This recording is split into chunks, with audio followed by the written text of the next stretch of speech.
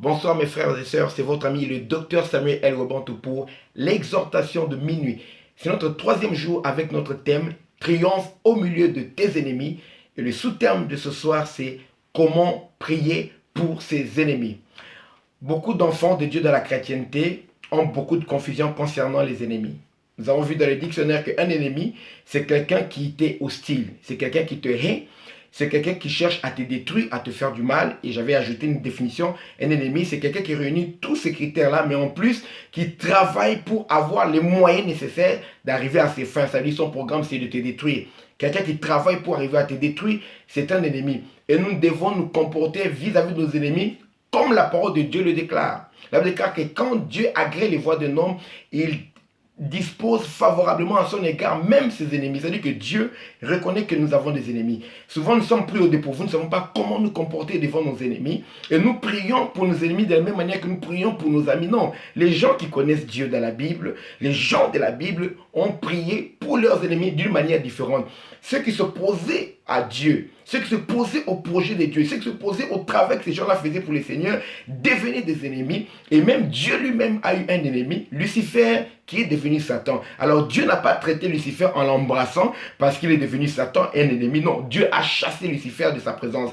Nous, les enfants de Dieu, nous avons aussi un comportement à manifester devant nos ennemis. Nous les aimons, mais nous ne sommes pas obligés de les garder à côté de nous. Nous les aimons et nous ne devons pas nous venger sur eux, mais nous pouvons appeler Dieu qu'il puisse intervenir. C'est ce que nous avons vu hier. Devant tes ennemis, invoque Dieu pour que Dieu intervienne contre tes ennemis. Mais comment le faire? Comment est-ce que nous pouvons faire intervenir Dieu? Il y a des manières de prier, des manières d'utiliser l'autorité que Dieu nous a donnée devant nos ennemis. Pas seulement devant les démons, mais aussi devant nos ennemis. Écoutons la prière d'un homme selon le cœur de Dieu.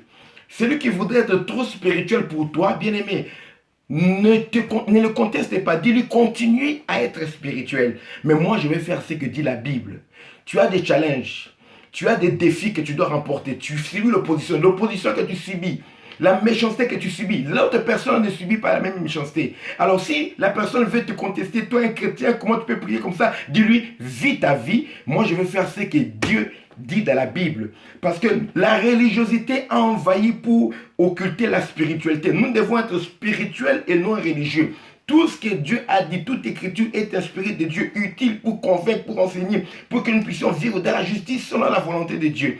Il y a des gens qui avancent des arguments qui ne sont pas dans la Bible. Mais je vais vous montrer dans la Bible. Bien aimé, les villes qui sont posées, qui se sont opposées à l'évangile de Jésus-Christ. Jésus-Christ a commencé à dire, malheur à toi Chorazine, malheur à toi Bethsaïda. En ce jour-là, tu seras traité plus sévèrement que Sodome et Gomorrhe. Il n'a pas dit, même si vous avez refusé d'écouter mon évangile, vous êtes bénis, je vous bénis quand même. Non, Jésus-Christ n'a pas dit ça. Les apôtres, les gens qui se sont opposés à eux, les apôtres ne sont pas mis à dire, allez, soyez bénis, même si vous êtes opposés à l'évangile, vous êtes opposés à la volonté de Dieu. Même si vous nous persécutez, nous vous bénissons quand même, soyez bénis, prospérez. Nous bénissons, mais de la manière de Dieu, avec le langage de Dieu.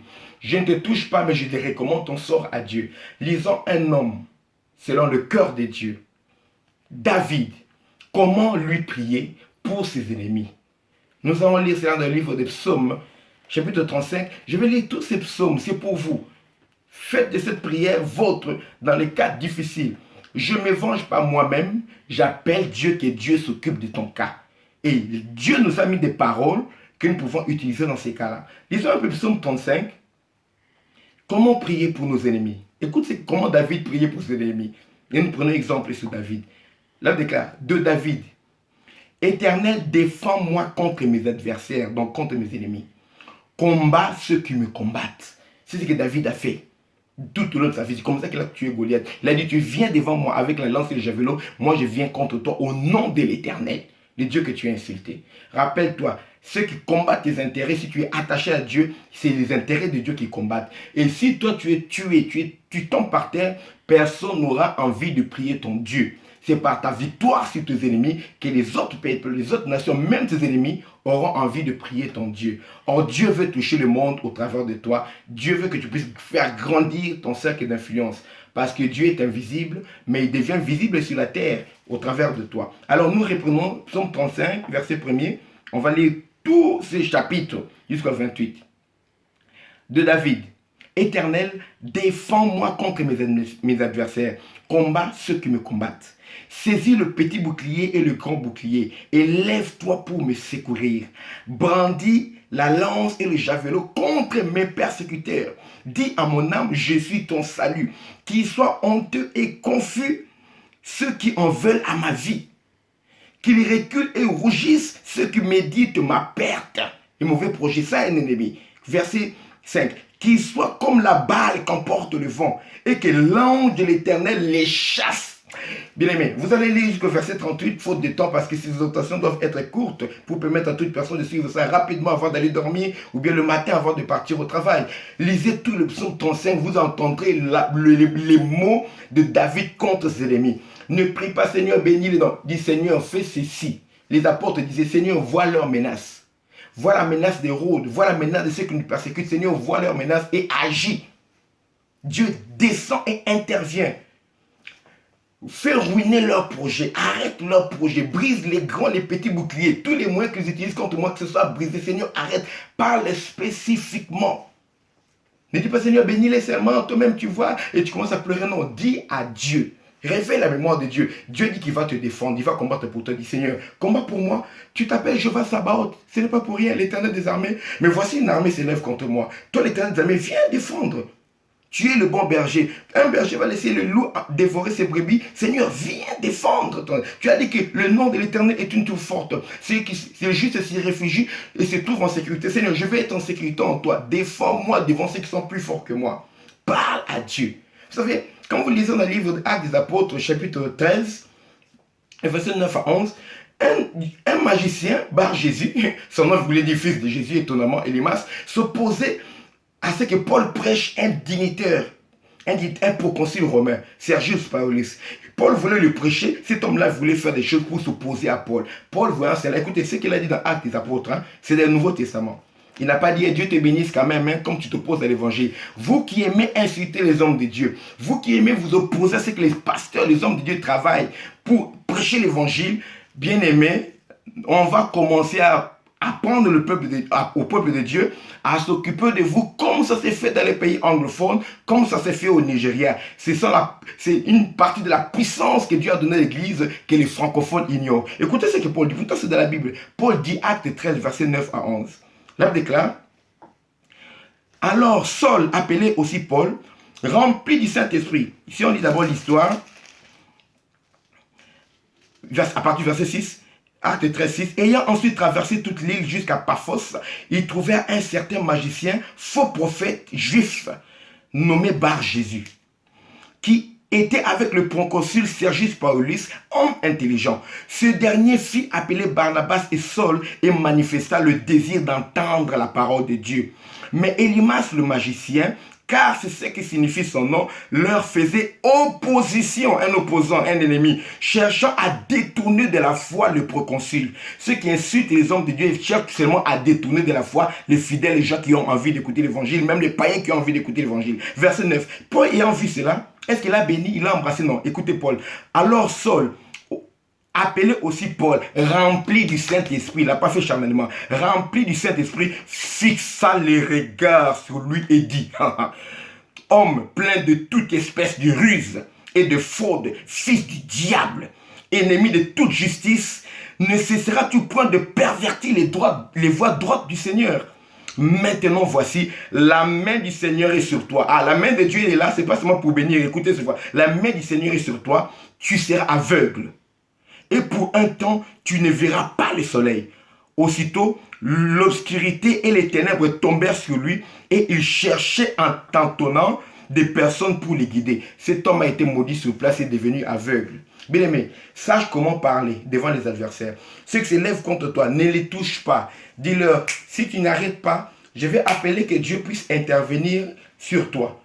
Que Dieu agisse selon tes œuvres. Si tu fais bien, tu n'auras rien à craindre, comme Dieu a dit à Caïn. Si tu fais bien, tu le réveilles à ta tête. Si tu fais mal, le péché te couche à la porte de ton cœur. Mais fais attention. Si tu fais bien ce que tu fais pour l'église, gloire à Dieu. Mais si c'est que tu fais contre cette église, contre ma vie, contre mon mariage, contre mes enfants, si c'est que tu fais est mal devant Dieu, que Dieu s'occupe de toi, qu'il se traite selon sa rigueur. afin que tu apprennes à ne pas blasphémer. Et dans 1 Timothée, chapitre 1, verset 20, Paul a dit, des anciens chrétiens, mais qui ont détruit l'église, qui ont détruit l'œuvre de Paul, qui ont outragé Paul, ils sont partis. Écoute, Paul a dit, de ce nombre sont Hyménée et Alexandre que j'ai livrés à Satan pour qu'ils apprennent à ne pas blasphémer. Des fois, on laisse les gens venir dans nos églises, diviser l'église, créer des désordres et partir. On les voit ailleurs dans notre église, bien aimé. Homme de Dieu, enfant de Dieu, tout chrétien a cette autorité. Des gens qui font les désordres, Seigneur, occupe-toi de parler. Que la main de Dieu soit sur eux, pas pour leur faire du bien. Qu'ils deviennent un exemple à cause de la punition que le Seigneur va manifester dans leur vie. En fait, qu'ils apprennent à ne pas blasphémer. Ce n'est que dans ce moment-là qu'ils vont se repentir. Tous ceux qui font du mal contre les enfants de Dieu qui s'en sortent, c'est pourquoi ils continuent dans le mal. Mais quand quelqu'un est frappé, c'est la manifestation de l'amour de Dieu pour l'amener à revenir. Parce que celui qui prospère dans le mal ne se repentira jamais. Mais souvent, quand les gens sont frappés, ils reviennent à Dieu. Alors n'hésite pas à prier sur le psaume 35 par rapport à tes ennemis pour que Dieu descende, défende ta cause et que Dieu frappe tes ennemis. C'est biblique, je vous ai montré dans l'Ancien Testament et dans le Nouveau Testament, c'est biblique et c'est une puissance que l'Église doit apprendre à utiliser devant ses ennemis, devant les hommes insensés, devant les occultistes comme Elimas le magicien, devant les francs-maçons, devant les féticheurs, devant les hautains, les blasphémateurs, invoquant la puissance de Dieu sur eux, qui vivent la répercussion venant de la puissance de Dieu et qui sachent que notre Dieu est aussi un feu dévorant. En fait, qu'ils apprennent à ne pas blasphémer et qu'ils se répandent le jour où le Seigneur les visitera. Voilà la prière que nous pouvons faire pour nos ennemis. Que Dieu vous bénisse, qu'il vous fortifie. Seigneur, donne à tes enfants la foi et l'onction pour que quand ils déclarent les paroles selon ta volonté, comme Paul est rempli du Saint-Esprit, devant leurs ennemis, Papa, que ces gens voient la puissance de Dieu se manifester dans leur vie. Qu'ils soient touchés dans leur corps, dans leur esprit, dans leur âme, dans leur bien matériel, dans leurs finances, pour qu'ils apprennent à ne pas blasphémer, qu'ils s'humilient et qu'ils reviennent au pied de tes enfants. Accorde à tes enfants de triompher devant leurs ennemis pour que la gloire te revienne. Tu es le Dieu d'Abraham, d'Isaac et de Jacob, tu n'as pas changé. Au nom de Jésus, nous avons ainsi prié. Amen. Que Dieu vous bénisse. Nous continuons demain à minuit heure de Paris pour l'exhortation de minuit et j'appelle tout le monde à revenir à la parole. Merci.